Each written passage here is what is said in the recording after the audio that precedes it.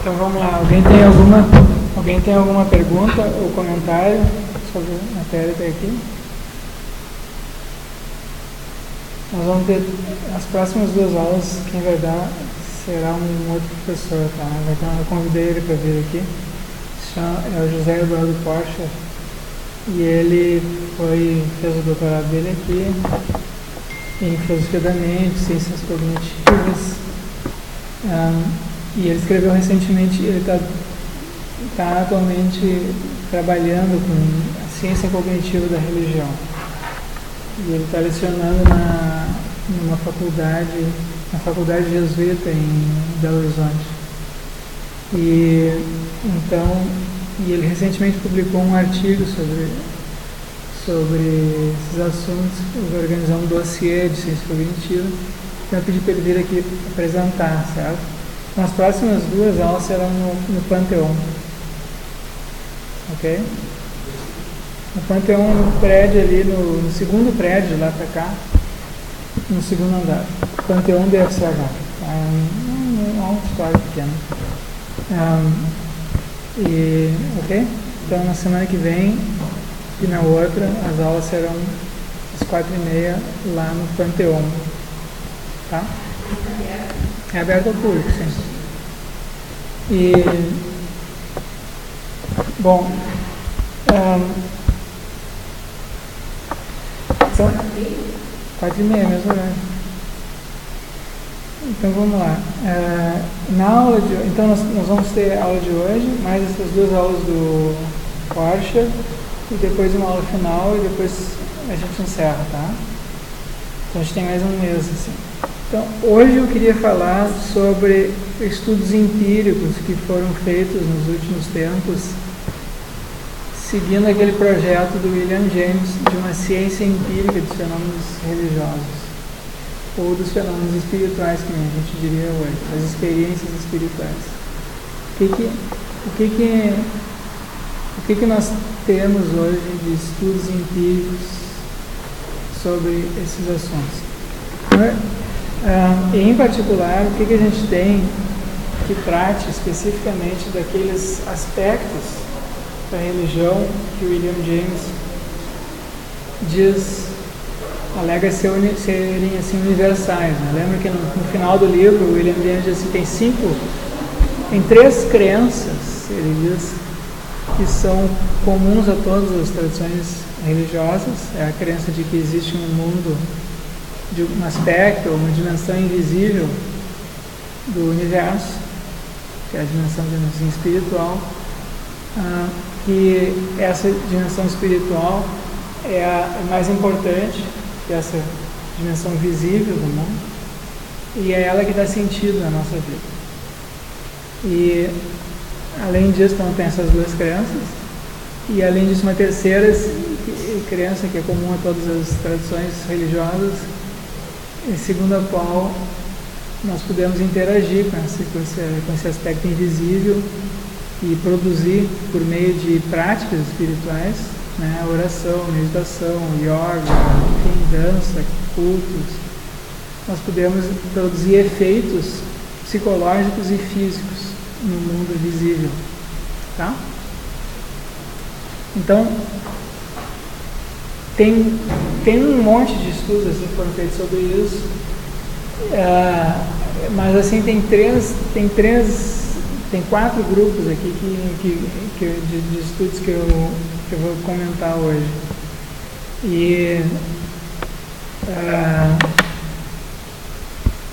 Então, o primeiro desses estudos, grupos, é pena que eu não estou conseguindo carregar aqui a internet.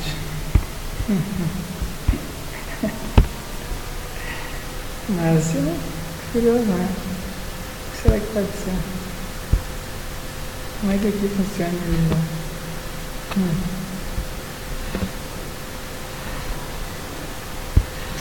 Tá. Então, vamos lá. Bom, então tem um conjunto, tem um grupo de pessoas que atualmente, então uma parte desses estudos são feitos por psicólogos, psiquiatras, né?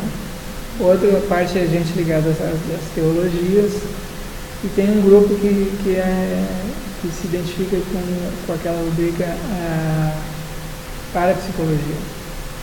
Então tem gente assim em várias áreas produzindo esses estudos. E um grupo dessas, existe um conjunto assim, heterogêneo de pessoas que estuda o que se chama sobre a sobrevivência da consciência após a morte do corpo. Então, se é verdade que existe essa dimensão espiritual invisível, existem espíritos, né, que existe essa comunicação possível, essa interação possível com uma dimensão não física do universo, ou invisível. Então, a gente se dedica a esses estudos sobre sobrevivência da consciência após a morte do corpo. Tem várias linhas de pesquisa sobre essa rubrica, né? E então essa é uma pesquisa assim, que em parte da parapsicologia, uma parte da psiquiatria, enfim, vamos ver o que existe aí nessa área. Então, a pesquisa, uma parte das... William James mesmo escreveu artigos sobre isso, né? William James escreveu um ensaio, um artigo famoso chamado Imortalidade Humana. A imortalidade humana.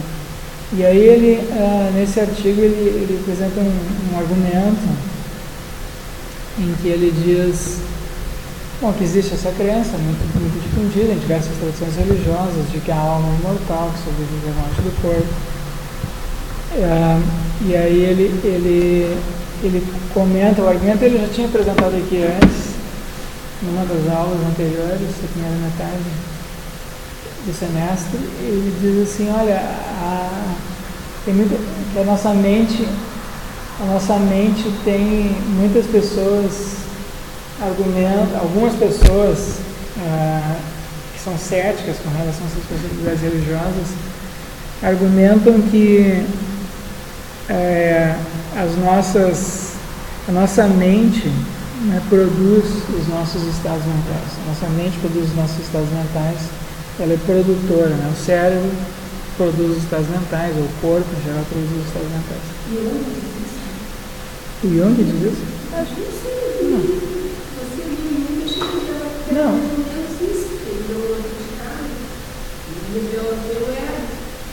Não, o Jung é super...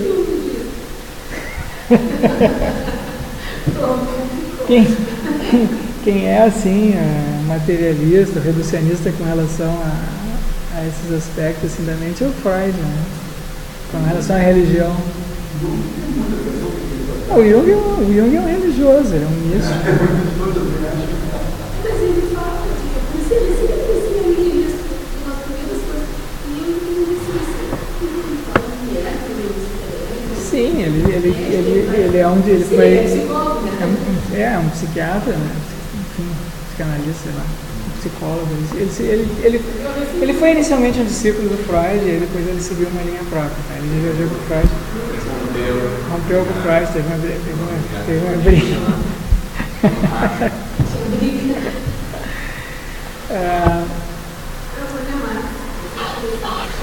Mas ele trata desses assuntos que nós estamos tratando aqui, mas desde uma perspectiva assim, psicológica, né? E ele não, nos livros mesmo, ele diz, olha, o que eu estou fazendo aqui é psicologia, não é metafísica, então eu não afirmo nem nego que existem essas coisas na perspectiva religiosa ou metafísica, né? Isso existe ou não. O que ele diz é o seguinte, olha, os fenômenos religiosos são inegáveis desde a perspectiva subjetiva. Então, da perspectiva subjetiva, eu não tenho como negar, por exemplo, que existe essa dimensão transcendente. Eu não tenho como negar isso, porque eu já tive essas vivências, as pessoas têm, e se tu tem, tu não consegue depois dizer que tu não teve, entendeu? Aquilo comanda o teu assentimento, se tu teve aquela experiência. Então ele diz, olha, do ponto de vista psicológico é inegável. Do ponto de vista metafísico, isso eu deixo para os filósofos, os teólogos, não vou entrar nessa discussão, tá? Mas em parte, é a mesma estratégia que o William James está usando aqui, né? Ele diz, olha, existe essa realidade psicológica, e ela é inegável. Tem um fenômeno aqui psicológico, subjetivo, que é diferente dos outros fenômenos. É um fenômeno que eles chamam de experiência religiosa, mas enfim, o nome que não importa. O que importa é que a gente tem um fenômeno ali psicológico que é diferente de outros fenômenos psicológicos, como por exemplo os fenômenos da experiência consciente, o fenômeno da ilusão, o fenômeno da alucinação, fenômenos assim, psicóticos. O que caracteriza as experiências religiosas é de outra natureza. Tá? Sobre o Leonardo Boff, em diversos trabalhos, ele foi tradutor dos grandes tradutores de Jung. Ele tem diversos trabalhos, Jung e a espiritualidade. Sim. Leonardo Boff. Sim, Leonardo Boff. Sim, as obras completas dele foram publicadas no Brasil pela editora Vozes. E o Leonardo Boff era uma das melhores traduções de Jung. Isso, ele foi um dos tradutores, exatamente. Bom, então, esse autor que eu mencionei na outra aula, Edinger, é um junguiano. É um junguiano. Bom, então mas assim, então vamos ver agora o aspecto assim, metafísico, empírico. Tá? Isso que o Jung não quis discutir esses assuntos, se é real ou não é real. O William James apresentou como um projeto de pesquisa e ele participou, desenvolveu um pouco essas pesquisas. O William James foi presidente da Sociedade para Estudos Psíquicos da Grã-Bretanha e depois dos Estados Unidos.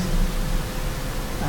Então é uma sociedade, digamos assim, de parapsicologia, estuda esses fenômenos paranormais,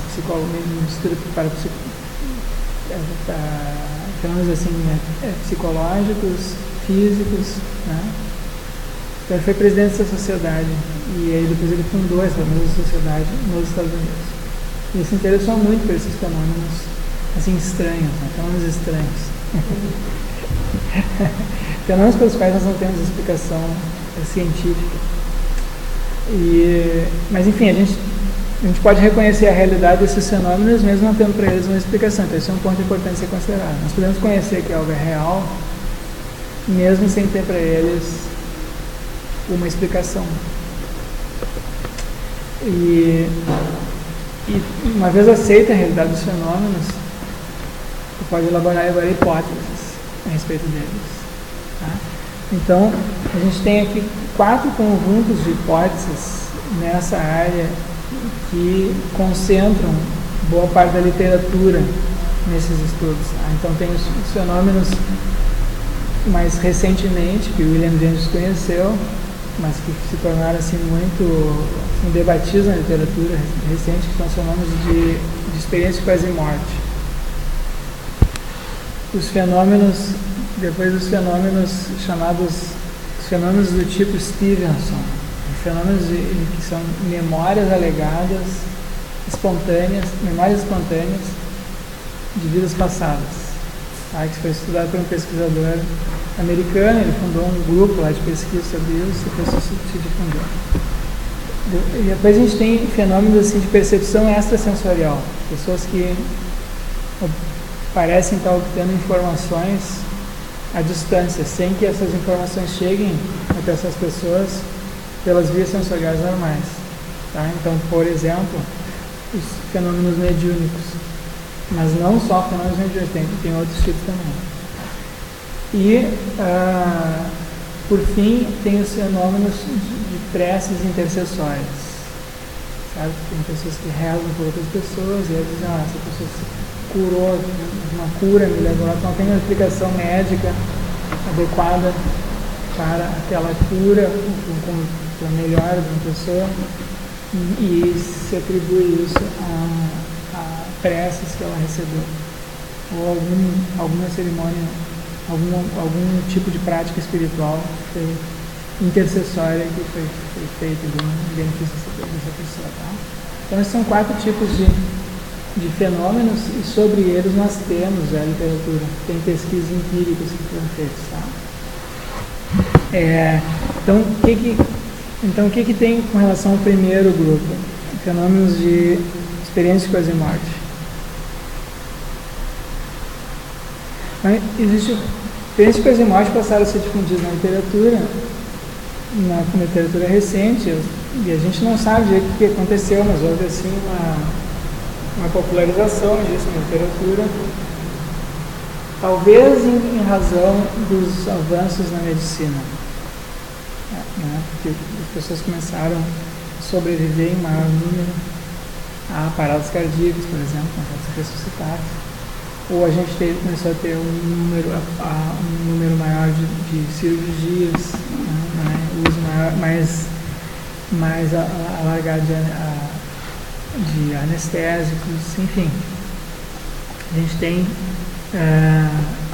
hoje uma literatura grande já em estudos sobre experiências de quase morte, e alguns psicólogos americanos criaram uma tipologia da experiência de quase morte, tá?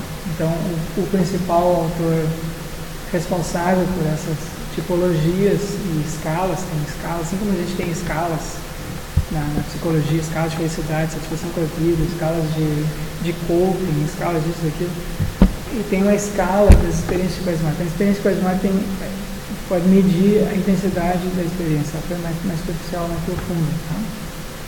E então, qual é a tipologia? Dizer que há uma tipologia significa o seguinte, ó, que tem um tipo próprio, tem um fenômeno ali que é diferente de outros fenômenos, tá? A experiência de quase morte tem uma característica própria, tem um conjunto de características que é próprio da experiência de chamar experiência de quase morte, é diferente de outros tipos de experiências. Então, o que é a tipologia típica? Então, são pessoas que passaram por uma situação muito grave, né? Assim, tiveram uma parada cardíaca, ou sofreram um acidente, ou se afogaram, e então elas ficaram inconscientes durante um certo período. E então o coração parou de bater, ou pararam de respirar, depois foram ressuscitadas. Ou durante uma cirurgia, às vezes uma coisa vai mal, né? A pessoa tem a parada cardíaca, coisas assim. Mas depois, né? Então essas pessoas, do ponto de vista médico, a gente não teria nenhuma razão para achar que essas pessoas o cérebro delas continua capaz de produzir experiências subjetivas. Então, tipicamente, depois de alguns, sei lá, 1 minuto, 2, 30 segundos de parada cardíaca, né, a oxigenação do cérebro diminui drasticamente e a pessoa fica inconsciente. E durante o período que a pessoa está inconsciente, ela deixa o cérebro, segundo a teoria tradicional de neurociência e psiquiatria, o cérebro deixa de ser capaz de produzir experiências, porque o cérebro não está funcionando direito. No entanto, essas pessoas, uma porcentagem que varia em torno de 15%, tá? De 12% a 18%, dependendo da pesquisa, mas enfim, gira ao redor de 15%, das pessoas que passam por essas situações, em torno de 15%, ao serem ressuscitadas, relatam que elas tiveram algumas experiências em graus variados de profundidade. Algumas pessoas tiveram experiências muito intensas, outras mais superficiais. Então são essas experiências que esse percentual de 15% das pessoas têm, que são chamadas de experiências de quase morte. E qual é a tipologia dessas experiências? Isso aqui é interessante, que tem uma tipologia que se repete. Então, não importa se é uma criança que tem, se é um adulto, não importa se a pessoa se é religiosa, se é ateia, não importa se a pessoa é saudável, se é doente, não importa se a pessoa é mentalmente desequilibrada ou mentalmente equilibrada, não importa se a pessoa é católica, budista, hinduísta, não importa, tá? Essa tipologia a gente encontra Da mesma maneira que a gripe não varia, né, do hindu para o católico, para o ateu. A gripe, os sintomas são mais, claro que pode ser mais intensa, menos intensa, né, em pessoas diferentes. Essa pessoa pode estar mais saudável, os sintomas são diferentes na pessoa que está já debilitada.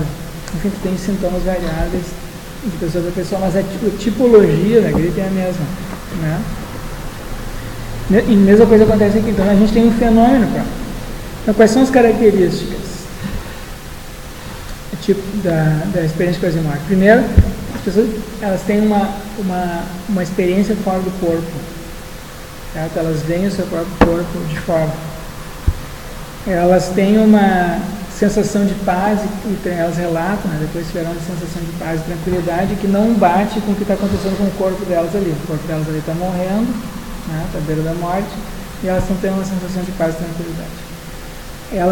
Muitas ouvem som ou algum tipo de música. Nos casos de adultos que têm experiência de quase morte, algumas têm. Aí assim, o número a ocorrência dessas características todas acontece apenas nos que têm uma experiência mais profunda, tá?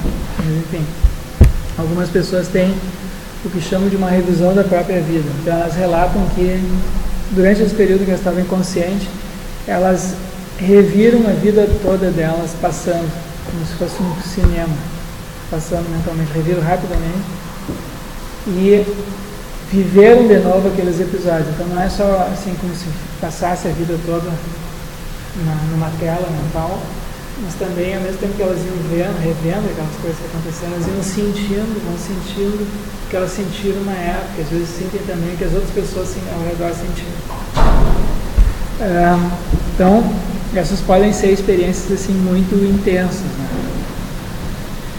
Em quinto lugar, muitas pessoas relatam uma percepção de um túnel de luz, ou elas percorrem um caminho de luz, ou alguma coisa desse tipo.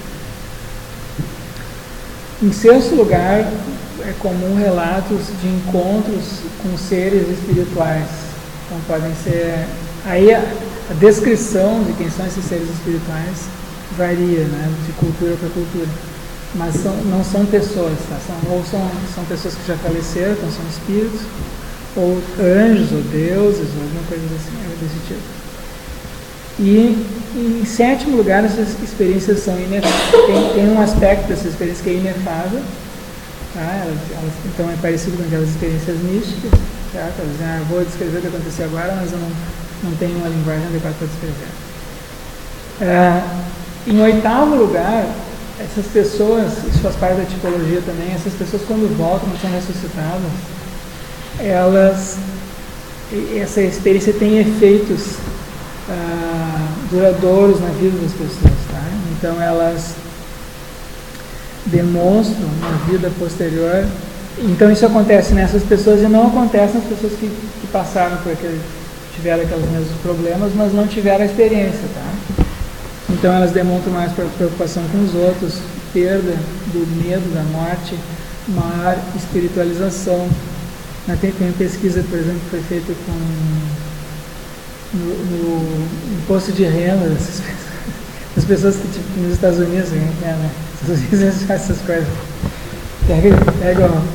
Pega a quantidade de dinheiro que as pessoas que tiveram experiência de caridade doam para uma instituição de caridade, compara com as pessoas que tiveram experiências assim, de quase morte, mas não tiveram a experiência de quase morte. E aí tem uma diferença na quantidade de doações que as pessoas fazem para essas instituições de caridade. Bom, então são essas características, tá? Então, deixa eu dar alguns exemplos aqui de relatos. Então, aqui são relatos, tá? Depois, quando vocês olharem ali na página, que eu não estou conseguindo carregar aqui, vocês têm as referências de onde eu tirei esses relatos, tá? Então, aqui é um relato de uma pessoa que teve uma experiência de quase morte, descrevendo a experiência de estar fora do corpo. Ela diz assim: eu tinha 17 anos, meu irmão e eu estávamos num parque de diversões. Certa tarde decidimos nadar e alguns outros jovens decidiram ir conosco. Alguém disse, vamos cruzar o lago. Eu já tinha feito isso em numerosas ocasiões, mas naquele dia, por algum motivo, afundei quase no meio do lago. Continuei me debatendo e de repente senti como se estivesse distante de meu corpo. Tá? Então, ela se afogou, ficou inconsciente e ela teve essa sensação de estar distante do corpo. Senti como se estivesse distante do meu corpo, distante de todos, no espaço, sozinho. Embora estivesse firme e permanecesse no mesmo nível, vi meu corpo na água a 1 metro de distância, debatendo-se. Tá? Então, o corpo da pessoa estava se debatendo, mas ela estava olhando de fora aqui. Via meu corpo atrás, um pouquinho para a direita. Ainda senti como se tivesse uma forma corporal inteira, mesmo enquanto estava fora do meu corpo. Era uma sensação de leveza quase indescritível. Sentia-me como uma pluma. Tá? É uma sensação... Ela está se percebendo como um espírito, não como um corpo. Ela observa o corpo de fora. Exemplo dessa sensação... Então isso é muito comum, tá? Pega esses relatos, assim, muitos, assim, um atrás do outro tem essas descrições desse tipo. Sensação de paz e tranquilidade, outro relato. Comecei a experimentar sentimentos mais violentos. A pessoa está quase morrendo e aí ela relata que ela teve essa sensação. Comecei a experimentar os sentimentos mais maravilhosos. Não conseguia sentir nada, exceto paz, conforto, calma, apenas tranquilidade. Sentia que todos os meus problemas haviam desaparecido e pensei comigo mesma, nossa, que paz e tranquilidade, não sinto mais dor. Aí muitos relatos de pessoas escutando sons, música. Por exemplo, comecei a ouvir um tipo de música realmente linda e majestosa, tá um relato. Um outro relato, eu ouvi o que pareciam ser sinos tocando bem distante, enquanto flutuava ao vento. Pareciam sinos de ventos japoneses. Esse era o único som que podia ouvir às vezes.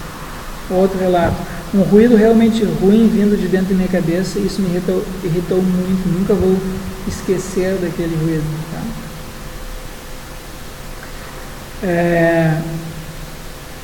Relatos de percepção de uma luz através de um túnel. Exemplo, tive uma reação alérgica muito séria com uma anestesia local e parei de respirar. Então essa é uma pessoa que está sendo operada, né, deram um anestésico, ela teve um choque anafilático. Parei de respirar, sofri uma parada cardíaca, parada respiratória. A primeira coisa que aconteceu, muito rapidamente, foi atravessar um vácuo escuro, negro, numa velocidade surpreendente. Acho que daria para comparar a um túnel.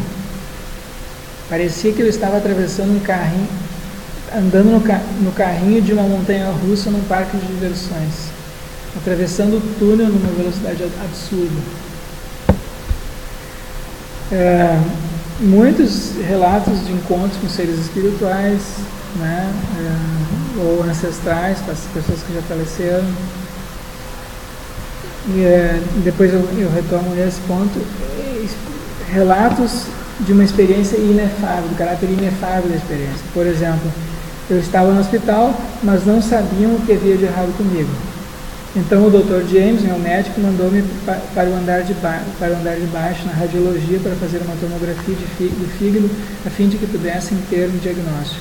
Primeiro testaram no meu braço a droga que usariam, já que eu tinha alergia a muitos medicamentos. Mas como não havia uma reação, segui em frente. Quando usaram novamente, apaguei. Ouvi o radiologista que cuidava de mim ir até o telefone e discar. Disse: Dr. James, matei a sua paciente, a senhora Martin. E eu sabia que não estava morta. Tentei me mover e avisá-lo, mas não consegui. Entretanto, tentavam me ressuscitar. Enquanto tentavam me ressuscitar, podia ouvi-los dizer quantos centímetros cúbicos de sei lá o que precisavam me aplicar, mas não sentia a agulha da injeção, não sentia nada enquanto me tocavam. Tá, e assim vai, tá? Muitos relatos desse tipo. Ok? Então a gente tem essa tipologia. E a gente tem esses fenômenos assim, difíceis de explicar do ponto de vista médico, porque as pessoas parecem não estar em condições de ter experiência alguma. Se a pessoa está inconsciente, se o coração parou, se parou de respirar. O comum é 30 segundos depois, 1 minuto depois, o cérebro para de funcionar. O cérebro parando de funcionar, o cérebro para de produzir experiências de qualquer tipo. Né? No entanto, elas continuam acontecendo. Em alguns casos parecem continuar acontecendo.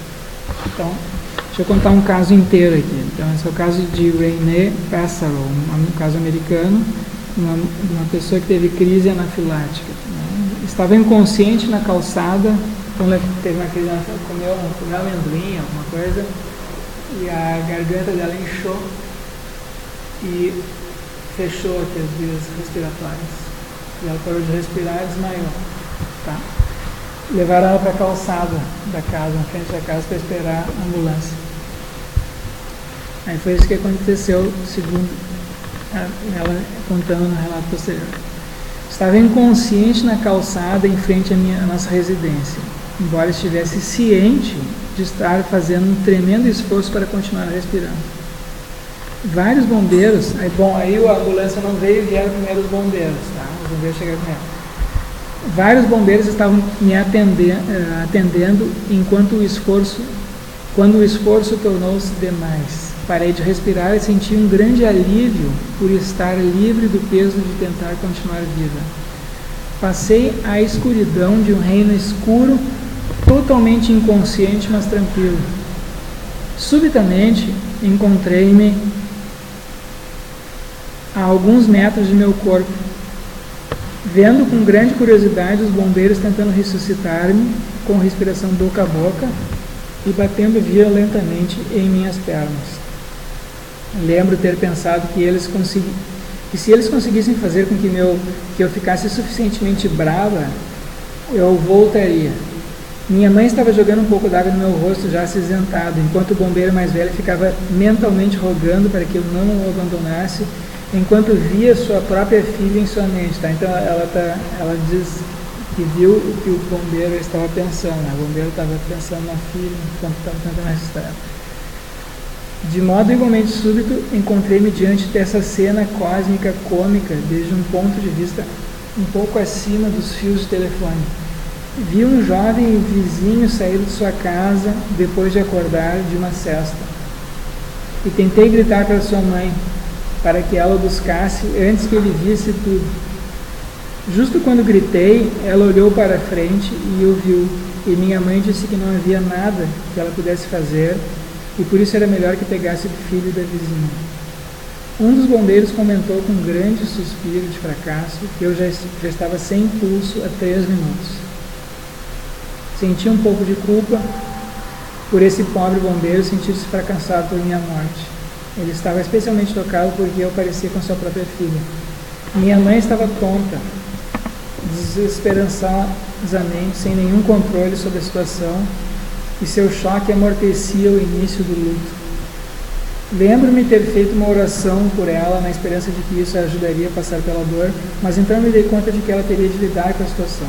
Queria gritar para todos eles, minha mãe, amigos e bombeiros, que tudo estava como deveria estar, que eu estava bem. Eu estava telepaticamente ciente dos sentimentos e pensamentos de cada um, e isso parecia-me um fardo, uma vez que sua dor era como deveria ser. Encantada com a minha nova liberdade, comecei a voar.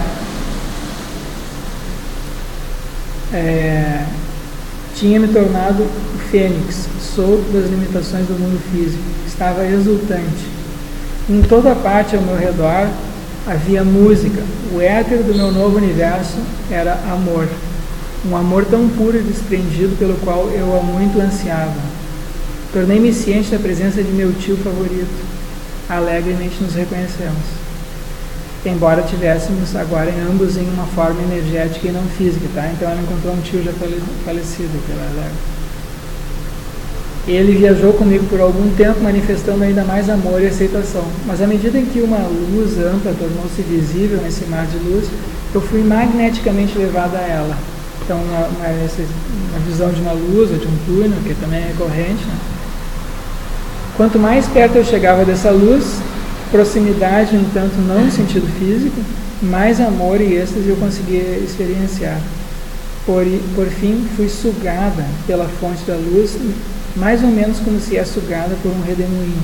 Uni-me à luz. Então aqui a gente tem o aspecto esse místico, né, o transcendente da experiência. Tá? Então isso aqui é uma experiência profunda. À medida em que eu me unia a essa luz onipresente, seu conhecimento tornava-se meu conhecimento. A mesma coisa que a gente vê nos relatos místicos, certo? Relatos místicos, aqui depois a gente pega de Santa Teresa, quando ela fala da oração, da união, ela diz que ela tinha a percepção do mundo sob o ponto de vista de Deus, embora depois ela não conseguisse descrever. Os aspectos superficiais da minha vida, que eu tinha conquistado, possuído e conhecido, foram consumidos naquele mesmo instante pela energia de luz. Subitamente fui ejetada da luz, aí continua, eu pulei uma parte aqui, tá? Subitamente fui ejetada da luz para o outro lado desse novo universo, onde me dei conta de que teria que seguir meu curso. Lembro-me que me foi revelado que o meu momento na dança cósmica não estava completo, que havia algo que eu deveria conseguir no plano físico, e ela volta e ressuscitada. Certo? Então, nesse tipo, tem muitos casos assim, centenas de casos assim, de relatos desse tipo. Então, o que é curioso aqui? Não é o caso, não se enquadra no caso de uma alucinação. É muito coerente, é coerente demais. Tá? A pessoa não muda, se fosse uma alucinação. Quando a pessoa tem uma alucinação, um surto psicótico, ela se pergunta várias vezes para a pessoa, para fazer o mesmo relato, conta de novo a história, a pessoa muda um pouco, vai mudando um pouquinho, vai ajustando. Então tem incoerência, geralmente tem incoerências nos relatos alucinatórios. Aqui não tem incoerência, tá? A pessoa que pergunta de novo, a pessoa conta de novo a mesma história. Então tem as características de uma memória, de uma experiência vivida, que ficou gravada. A experiência alucinatória, ou psicótica, tem uma característica, ela vem acompanhada de desequilíbrios posteriores, ela é desestruturadora da personalidade. Essas aqui não, essas aqui tem uma modificação profunda na vida das pessoas, tá? A pessoa, ela volta dessa experiência modificada e isso perdura na vida dela. Em geral, quando a pessoa tem uma parada cardíaca ou tem uma doença grave, ela volta modificada, né, pela experiência de passar por isso. Então, muitos de vocês devem ter tios que tiveram parada cardíaca e depois, agora eu vou parar de beber, agora eu vou parar de fumar, agora eu vou me comportar, vou fazer dieta, não vou mais comer carne gorda. Só que isso não dura muito. Uma pessoa que ela só dura alguns anos, né, e depois a pessoa tende a voltar ao padrão anterior. Ela tende a voltar, e nessas pessoas aqui não. Nessas pessoas o efeito tende a ser duradouro, tá? Elas voltam a chegar. Então isso é uma característica. Então vocês entendem, tem uma tipologia aqui que é específica. Então, como é que a gente... Bom, além disso a gente tem... Então, para quem é religioso, e quem tem uma filosofia, digamos assim, dualista, a explicação é que a gente tem um indício empírico do dualismo corpo e mente, de que a mente é distinta do corpo. Mas para quem é materialista, a pessoa que é materialista tem que ter uma explicação para isso. Então, essa é a dificuldade. Tá? E o que mais que a gente tem? A gente tem estudos assim, estatísticos, alguns estudos, poucos, estatísticos sobre isso. O mais importante é um que foi feito na Holanda, até hoje é o mais importante. Depois teve uns outros que foram feitos na Inglaterra, mas não deram resultados. Que eu saiba, não deram resultados bem. Talvez o Guilherme saiba mais. Os estudos do Sam Parner, acho que não deram resultado. Não. Só do Longer. Então, esse Pim van Longer, um pesquisador holandês, que fez um estudo, tem o artigo dele, tá o link do artigo dele na página da disciplina, certo? Esse artigo foi publicado numa revista de medicina bem importante, chamada The Lancet. Então essa é uma revista muito criteriosa, né? É uma revista, é uma das duas revistas de medicina de maior prestígio no mundo hoje. E eles fizeram uma pesquisa, por vários anos, de casos.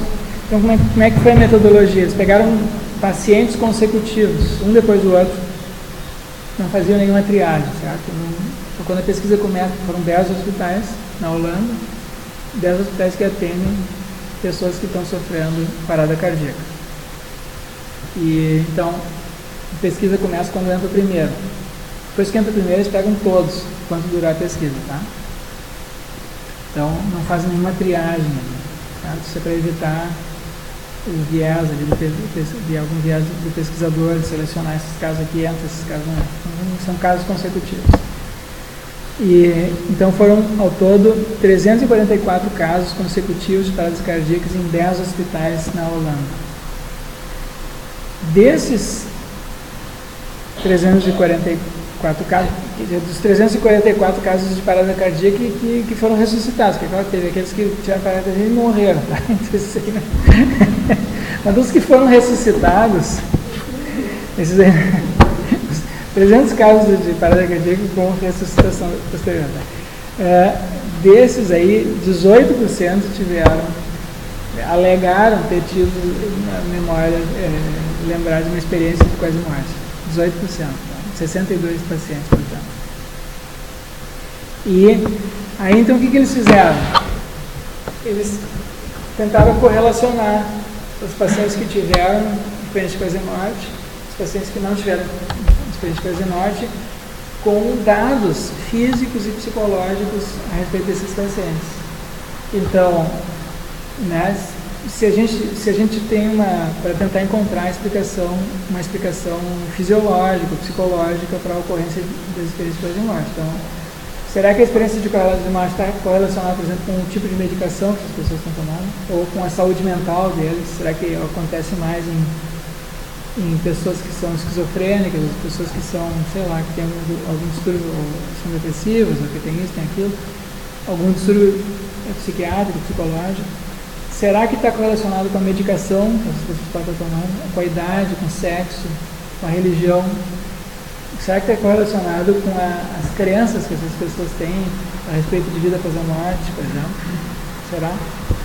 E aí o que eles encontraram? Não encontraram nada. Certo? O resultado foi totalmente negativo. Eles não encontraram nenhuma correlação com nenhum marcador médico ou psicológico, indicador médico ou psicológico. Certo? Então, não tem assim...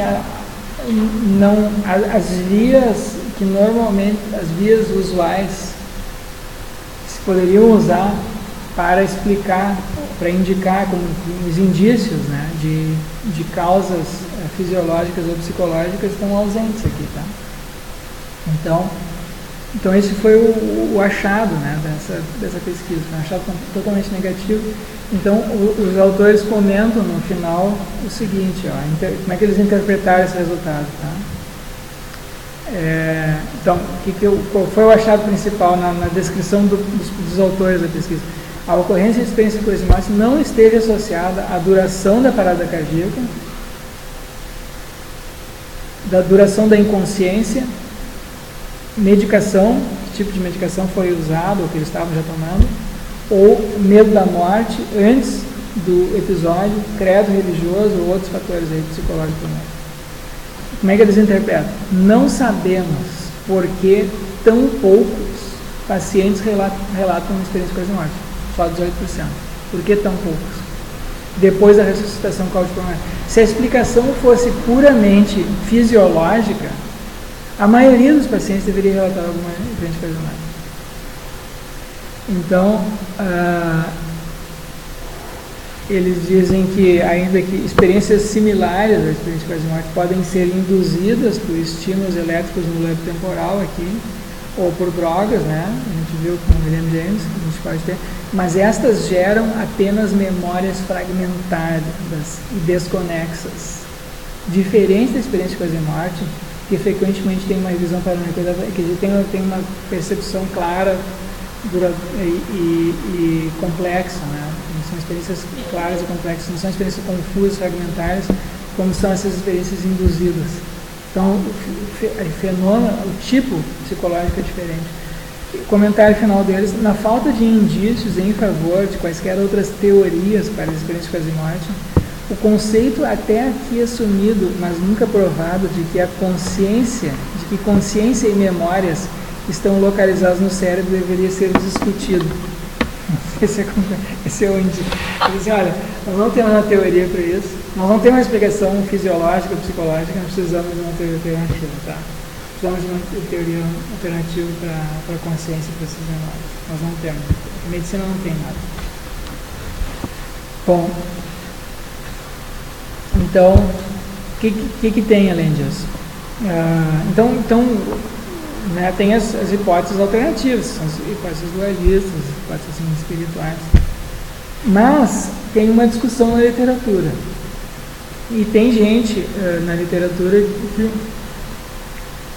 se dedicou a apresentar hipóteses de tipo reducionista ou fisicalista. Tá? Quem mais assim, se destacou na literatura sobre isso foi uma pesquisadora inglesa chamada Susan Blackmore. Não sei se vocês conhecem essa Susan Blackmore. Ela tem textos aí sobre memes. Enfim, ela é associada ao Richard Dawkins, né, na Inglaterra. Então ela escreveu vários artigos sobre isso. E então ela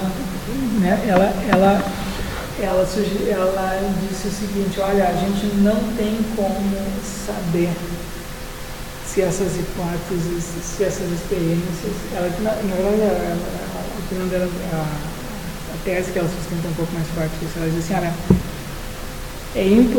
o mais provável é que essas experiências tenham acontecido não durante o período em que o cérebro parou de funcionar, mas durante o período em que o cérebro está parando de funcionar ou voltando a funcionar. Né? Então, por exemplo, sabe quando a gente está adormecendo, tem um período intermediário antes, a gente está acordado, depois o cérebro começa a entrar no modo. Tem um período intermediário ali que a gente tem umas experiências que são meio oníricas, mas a gente não está bem dormindo ainda. Então a mesma coisa pode acontecer nesses casos aqui, então a consciência vai declinando e a gente tem um período intermediário em que a gente ainda está registrando coisas, mas elas têm esse caráter assim. Experiência pessoal, eu passei 4 meses de colocatura e tenho uma memória clara que surgiu, mas eu associo ao retorno. Há poucos dias eu fiz 5 anos de idade, como o médico falou, começa a ficar vida porque morreu. Sim. Mas eu tenho, relatei coisas que estavam surgindo ali, realidade, associou a questão da medicação para retorno, mas é na fase do retorno. Sim. Não tenho nenhuma possibilidade, 4 dias que eu estava operado um aparelho, né? Um aparelho que não tinha recurso próprio, mas aqui eu não tenho nada. Pode estar aquele período. Interessante, a gente estava pensando na questão do retorno, da ida no retorno. Sim. Na volta, sim.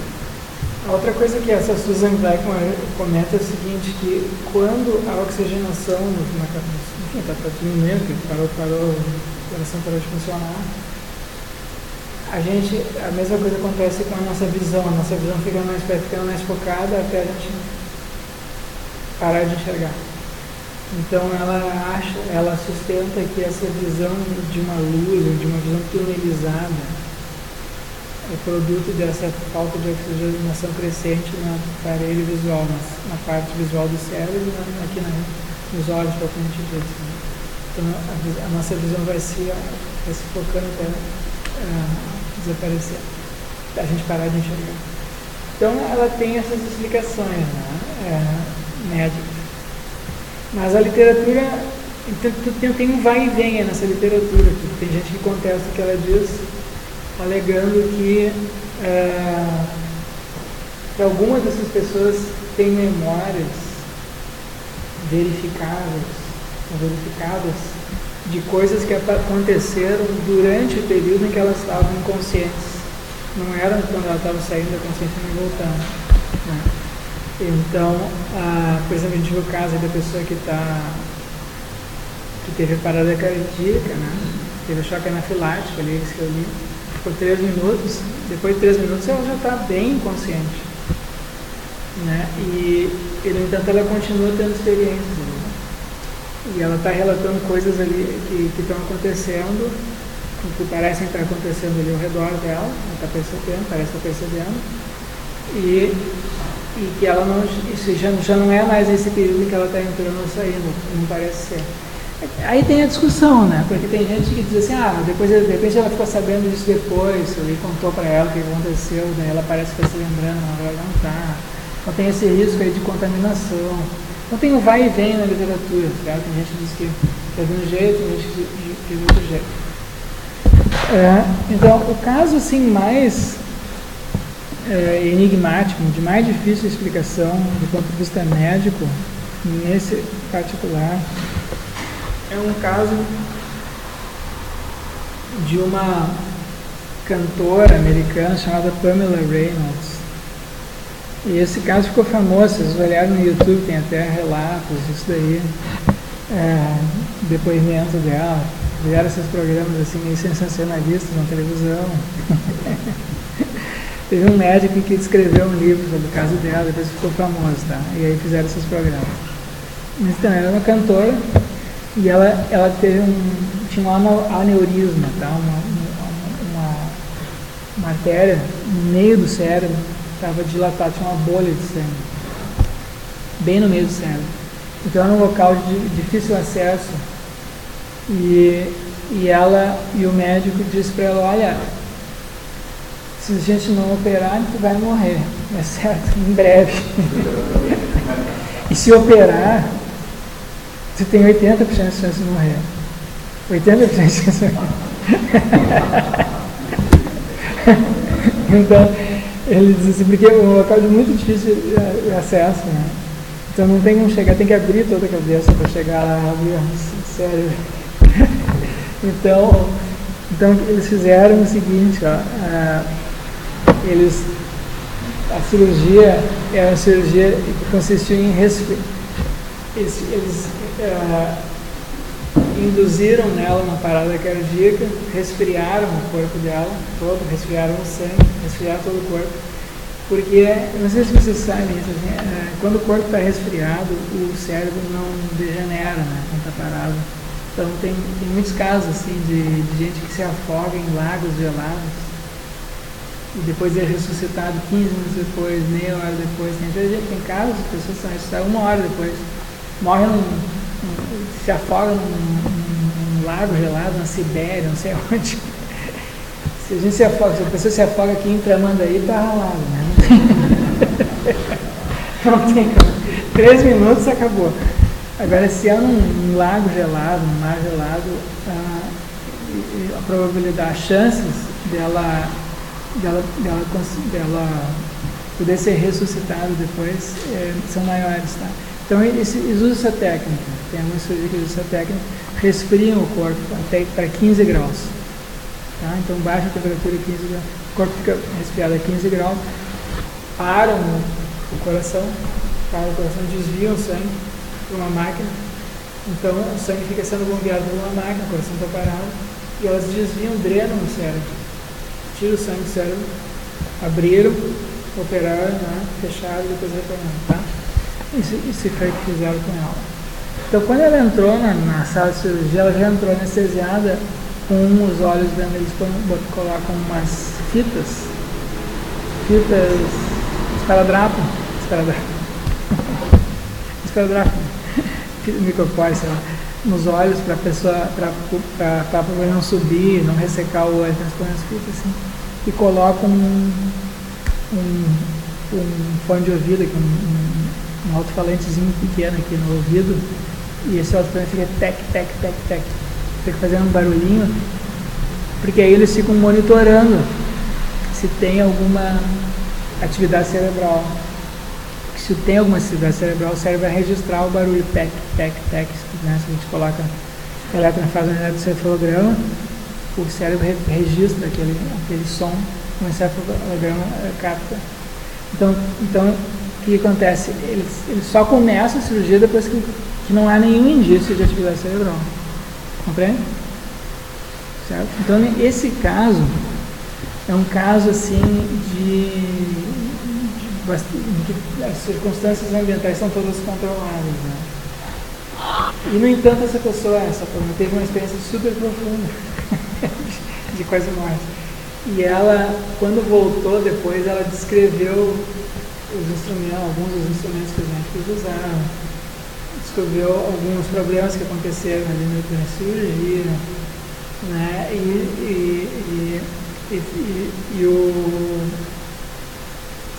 Então, alguns detalhes da cirurgia que não foram relatados para ela disse ter se lembrado depois.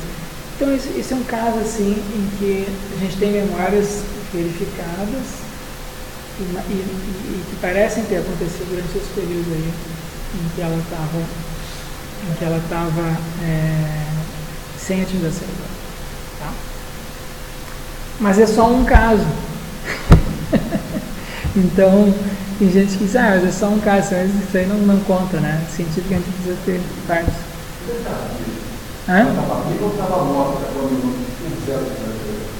O cérebro dela não estava vivo, mas o coração, o corpo, pois é, a gente não tem uma definição de vida, né? A gente tem critérios médicos.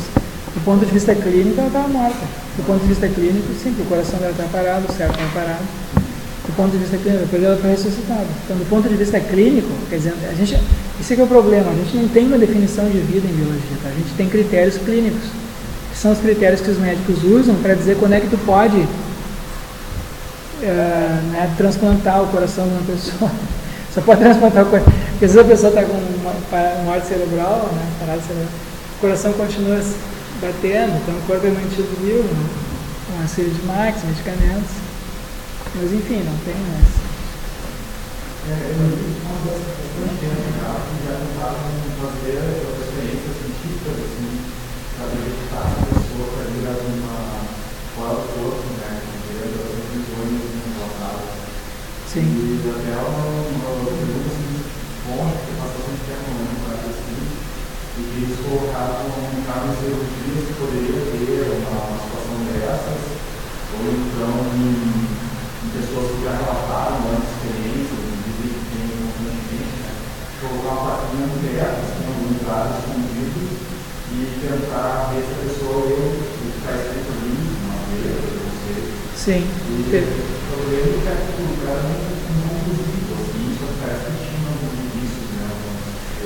Não, foram feitas pesquisas com isso. Teve um sujeito, esse que eu perguntei para o Guilherme, do Sam Tardian, um pesquisador em inglês. Então ele fez lá no hospital, mas não deu nenhum resultado. Tá? As pessoas tiveram parada cardíaca, nenhuma se deu ao trabalho de ler a plaquinha. Então não se sabe. Não deu nada, não teve nenhum resultado. Eu tive com um senhor das Filipinas, Stanley. Ele tinha perdido todo o sangue dentro do bar. E aí o hospital que ele foi, ele começou a sair sangue do nariz, levaram ele para o hospital, ela foi perdendo sangue, e nesse hospital a família dele trabalha.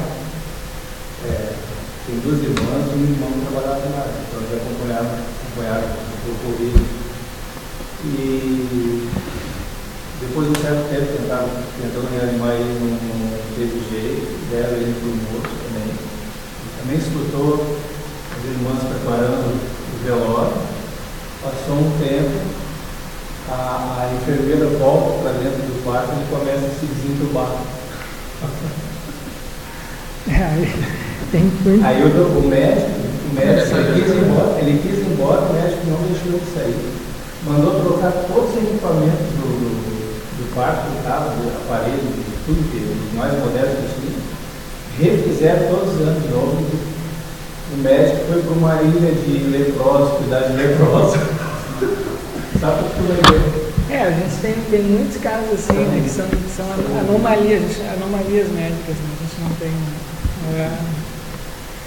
Eu não sei se seria um caso de experiência com as memórias, é um caso de uma recuperação que a medicina não consegue explicar, né? Não sei se ele teve alguma experiência ali. Mas, então pode ser um tipo diferente, né? Mas enfim, tem muitos casos assim, né, de anomalias médicas, né? E no livro que eu deixei indicado ali para vocês, do Edward Kelly, tem experimentos feitos com yogis, né? Então tem os documentos, eles citam os depoimentos de médicos. Então, por exemplo, o sujeito que fica sem respirar, né? Tem um yogi que controla a respiração, para de respirar, para o coração e depois volta o coração e volta a respirar. Então fica um tempo sem respirar. Então isso, do ponto de vista médico, é impossível isso, né? Do ponto de vista médico, assim, se a gente fica mais de 3, 4 minutos sem respirar, morreu. E, no entanto, esses yogis, alguns, conseguem fazer isso. Então é muito estranho isso, né? Varia, né? Mais, sim, tem. Depois eu trago os documentos aqui, tem alguns que são 10 minutos, meia hora, enfim. Tem alguns casos também de pessoas que param de comer, certo? Então, tem vários casos relatados, documentados desse tipo, né? A pessoa para de comer, alguns param de beber também, e o estômago, o intestino atrofia. Não se tem explicação médica para isso. Tem um caso desse tipo que aconteceu na Áustria, nem era uma yoga, era uma católica, uma crente católica. E isso aí também está relatado. Esse caso da crente católica está relatado também no livro Autobiografia de um Yoga, né, que ele foi até lá visitar essa questão. E, enfim. Então são casos assim muito difíceis de explicar, né? Mas aí não necessariamente tem a ver com experiências religiosas, né? Estou trazendo esse caso aqui das experiências de paz e morte porque elas têm um aspecto ali místico que é muito parecido com as experiências religiosas. Tá. Não sei, tudo bem até aqui? Tem uma controvérsia na literatura sobre isso, a gente tem indícios assim, a gente argumentando nos dois sentidos. Tá? Não existe assim consenso nas pessoas que se dedicam a esses estudos, não existe consenso a respeito disso. Tem gente que sustenta que isso é um indício do dualismo, um indício assim, da sobrevivência da consciência após a morte do corpo. Tem gente que diz que não, que isso é simplesmente um fenômeno que nós não sabemos explicar. Certo? Tem coisa aí que nós não sabemos. O fato de a gente não saber explicar um fenômeno não significa que quando a gente não sabe explicar um fenômeno, a gente não pode dizer assim, essa hipótese é verdadeira, aquela é verdadeira. A gente tem que dizer simplesmente que nós não sabemos. E tem outras pessoas que dizem, o fenômeno é real e a hipótese que mais plausível, que mais se adequa a ele é a hipótese da sobrevivência da consciência após a morte do corpo, uma certa independência relativa, pelo menos, da consciência em relação ao corpo. Certo? Guilherme, tu quer dizer mais alguma coisa? Porque não estou lendo sobre isso. Não?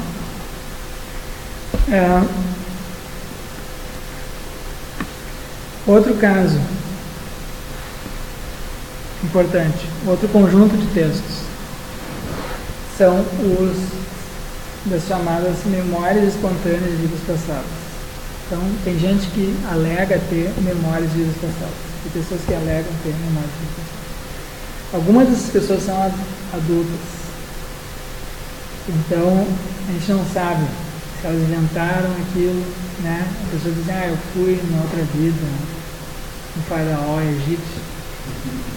Como é que eu vou verificar isso aí, né? Talvez tenha sido, né? Eu fui teve aquele cara, não vou falar de ninguém, pessoal. Enfim, tem pessoas que... Os personagens do Mini Cristo. Quer? Não, mas o Mini Cristo, né? Mas vamos, acho que tipo, é Jesus voltando assim. Sim. Não deixa uma data. Meu pai. Não deixa uma data. Bom, tem algumas pessoas que também fazem essas terapias de vidas passadas. Você já viu, tem aqui para falar que tem terapia de vidas passadas. E aí um psicólogo, algum terapeuta, não sei, induz uma experiência de vidas passadas. Então essas experiências são induzidas. Então o valor epistêmico delas é muito baixo, né? Porque a gente pode induzir uma pessoa a se iludir. A gente não sabe se aquilo é real ou não. Pode ter, mesmo que tenha um efeito terapêutico, né? Do ponto de vista epistêmico, a informação colhida ali não é muito confiável por causa da metodologia que é usada. Então, teve um sujeito, um psiquiatra canadense que trabalhou na Universidade de Virgínia, nos Estados Unidos, chamado Ian Stevenson, que começou a se interessar por esses fenômenos, porque ele começou a receber, na década de 50, 60, relatos de crianças que estavam tendo alegando ter essas memórias. Não são fenômenos estranhos, né? Porque não são memórias induzidas e também não são memórias de um adulto que pode ter uma crença, que pode acreditar nisso, que pode ter lido sobre isso, né? E aí são casos estranhos porque são de crianças e chegam nos consultórios psiquiátricos. Os pais às vezes acham que essa criança está com algum problema. E no entanto, o fenômeno não se enquadra nos casos típicos não tem os marcadores típicos, né, de alucinação, de desequilíbrio, coisas assim. Então parece ser um fenômeno diferente. Ele se interessou pelos casos e começou a coletar casos. E aí ele formulou também uma tipologia para esse tipo de caso. São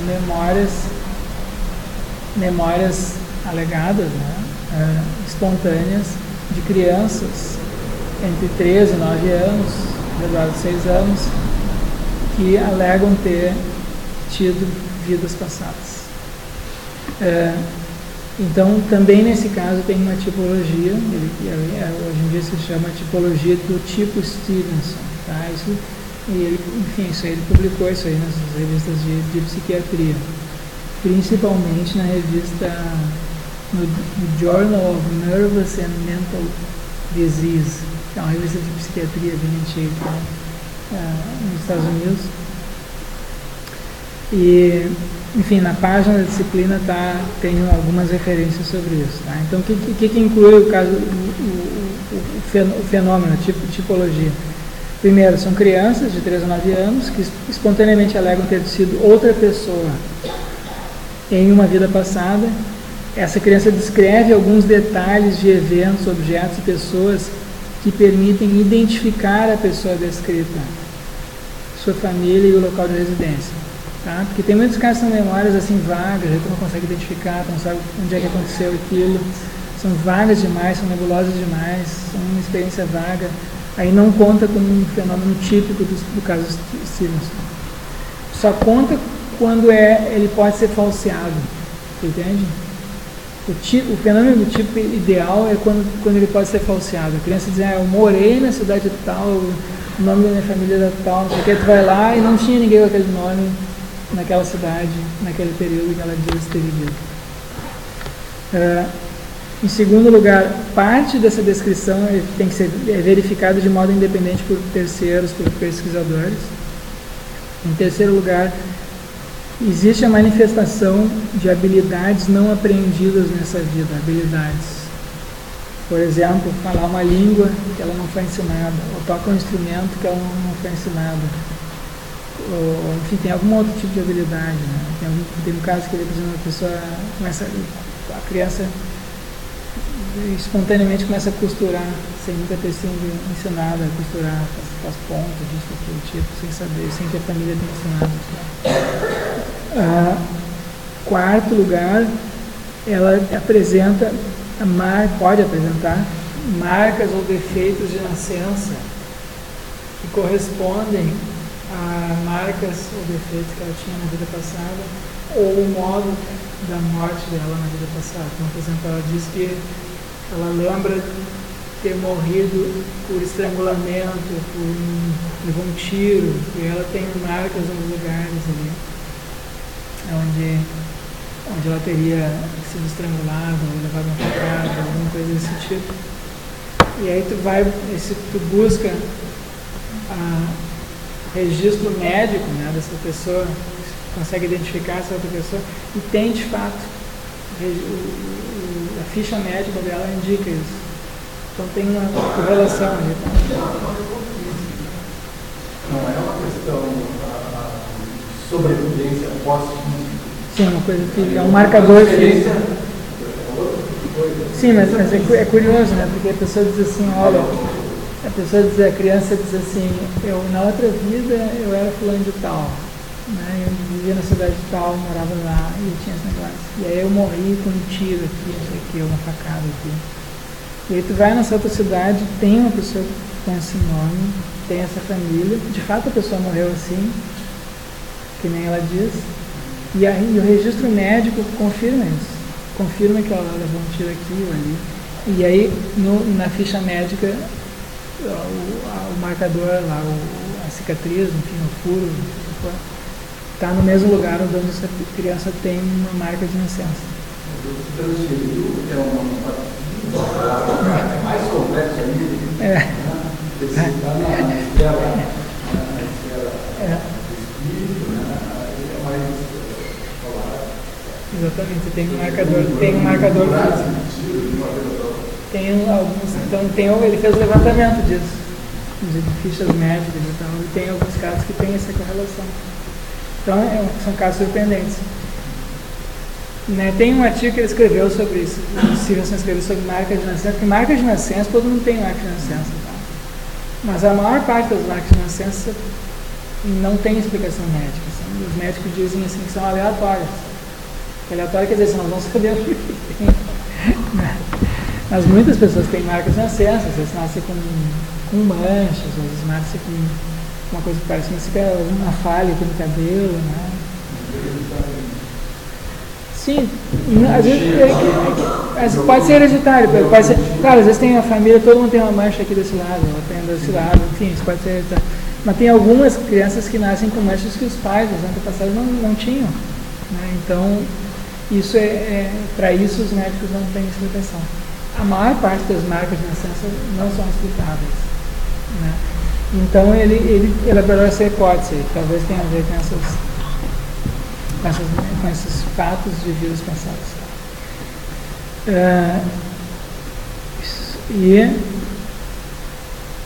Em último lugar, quinto lugar, não tem indício de fraude. Não pode ter indício de fraude. Então, o pesquisador tem que ir lá e ele tem que investigar se aquelas informações que a criança aquilo que a criança está dizendo não foi induzido por adultos, se ela não escutou aquilo, alguém dizendo aquilo, ouviu na televisão, né? Teve um caso famoso de uma pessoa que morreu assim assado na outra cidade ali, e a criança está vendo aquilo na televisão, ou lendo em algum lugar, ou alguém leu e ela escutou, e aí ela gravou, mas aí não se lembra que escutou, aí depois ela recita aquilo. Então não pode ter nada disso, tá? Tem que ser um caso. As informações que essa criança está apresentando ali não podem ter chegado a ela pelas vias sensoriais normais. A gente não pode ter indícios de que isso tenha estado disponível para ela, né, no ambiente doméstico. Tá? Então, o ideal são os casos em que os pais também não conhecem essa história. Tá? Então, o Stevenson juntou assim em torno de 2.500 casos. Mas desses 2.500 casos, a maioria é muito fraca, tá? Não tem todos esses elementos aqui.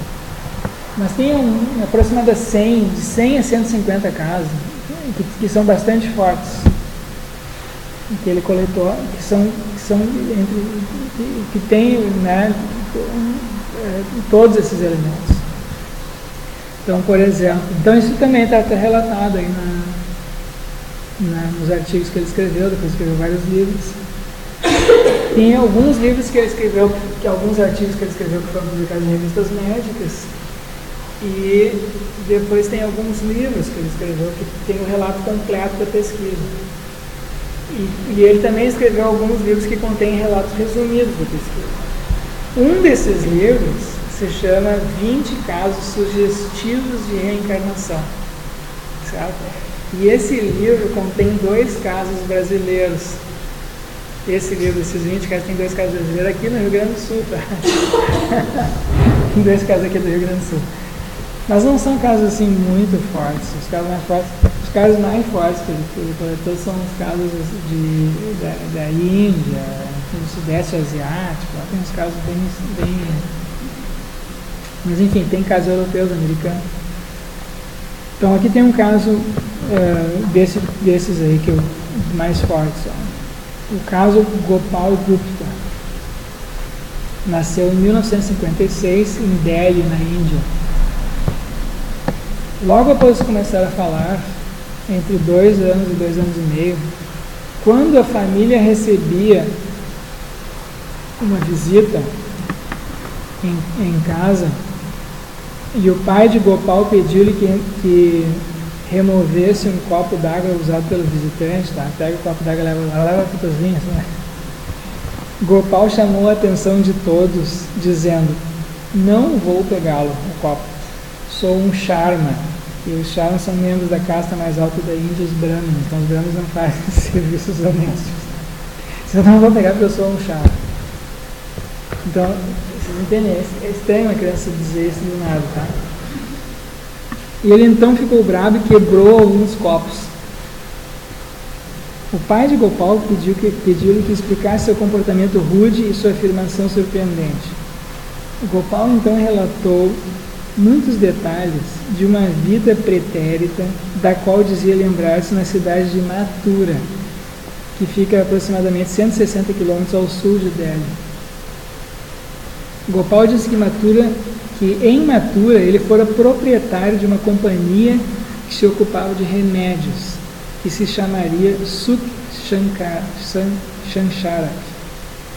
Disse que tinha uma casa muito grande com muitos empregados, que tinha uma esposa e 2 irmãos, que teve uma discussão com um dos irmãos e que posteriormente esse veio a matá-lo com um tiro. A família de Gopal pertencia à casta dos negociantes, inferior à dos Brahmanes, e por isso ele teria se recusado a pegar o copo do visitante. Os pais de Gopal não tinham conexões na cidade de Mathura, e as afirmações de Gopal não fez aflorar neles nenhuma memória. Sua mãe não queria encorajá-lo a falar sobre o assunto, e seu pai no começo ficou indiferente. Mas de tempos em tempos ele relatava a história a algum amigo. Um desses amigos lembrava-se vagamente ter ouvido de um assassinato em Mathura que correspondia ao relato de Gopal. Mas isso não o estimulou a ir a Mathura para verificar. Mas ele foi a Mathura em 1964 para um festival religioso e, enquanto estava lá, encontrou a companhia Sukh Shankara e perguntou a um dos gerentes sobre a veracidade do que Gopal dissera. O que ele disse impressionou o gerente, pois um dos proprietários havia matado seu irmão com um tiro alguns anos antes. O homem morto, Shaktipal Sharma, morreu alguns dias após levar o tiro em 27 de maio hoje, de 1948. O gerente compreensivelmente relatou à família Sharma a visita do pai de Gopal.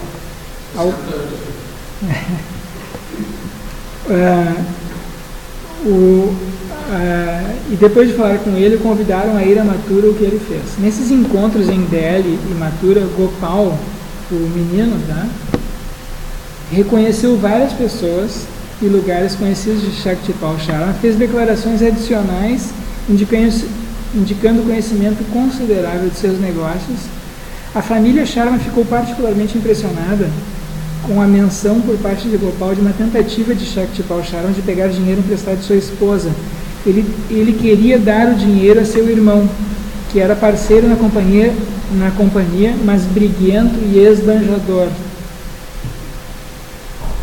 Então o irmão pediu dinheiro para ele e ele queria dar para o irmão, mas a esposa dele não quis que ele desse. Tá? Sharma esperava apaziguar seu irmão dando-lhe mais dinheiro, mas sua esposa não aprovou. O irmão ficou cada vez mais bravo e acabou dando um tiro em Shaktipal.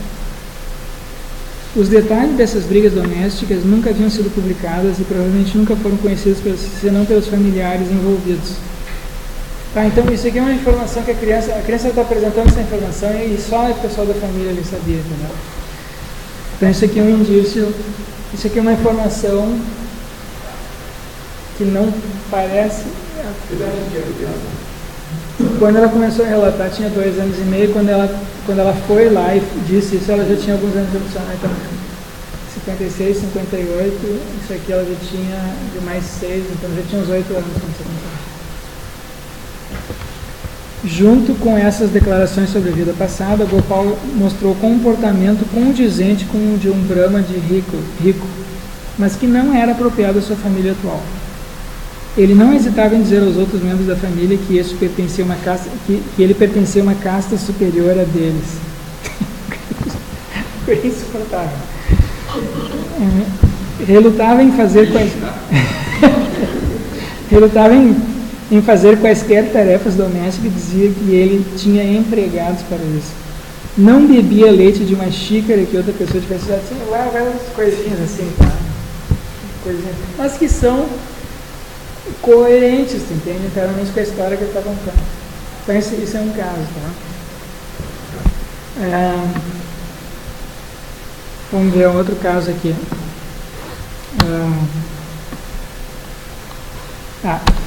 Caso Bishan Chand. Nasceu em 1921 em Bareilly, na Índia. Com 18 meses começou a fazer perguntas sobre a cidade de Pilibhit, distante de 80 quilômetros. Ninguém na família tinha conhecidos em Pilibhit. Aos 5 anos, então logo que começa a falar, ele começa a fazer perguntas sobre essa cidade. Tá, e vai passando o tempo. Depois, quando tem 5 anos, ninguém sabe nada de Pilibhit na família. Aí quando ele completa 5 anos, ele começa a dizer que ele tem memórias de uma vida passada nessa cidade. Seu nome, ele diz que ele tinha, que nessa vida passada ele se chamava Lakshmi Narayan, tinha uma casa com um santuário e em dias de festa era frequentado por dançarinas, ele dá vários detalhes sobre como é que eram as danças, como é que eram as pessoas, como é que era a casa. Ele foi levado a essa outra cidade depois, reconheceu corretamente qual era a casa, os locais, etc. E foi capaz de tocar com destreza os instrumentos musicais dessa outra pessoa. Tá, então isso é um caso adicional, porque isso é um caso difícil de explicar, porque a habilidade é diferente da informação. Uma informação, se tu escuta uma vez, a gente é capaz de gravar aquela informação e depois repetir aquela mesma informação sem lembrar de onde a gente aprendeu, né? Agora, isso não acontece com habilidades. Então, a pessoa não aprende uma habilidade musical vendo uma outra pessoa tocar, nem tocando só uma vez um instrumento. Você precisa repetir muitas vezes aquela prática. A mesma coisa com uma língua estrangeira, né? Não aprende uma língua estrangeira, precisa praticar aquilo.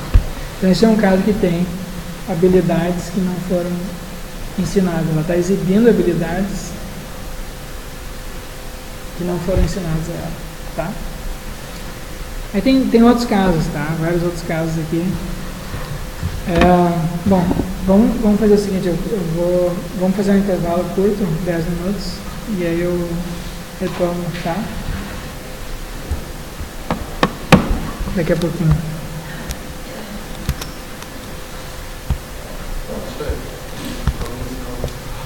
Quer? Não, nem sinal.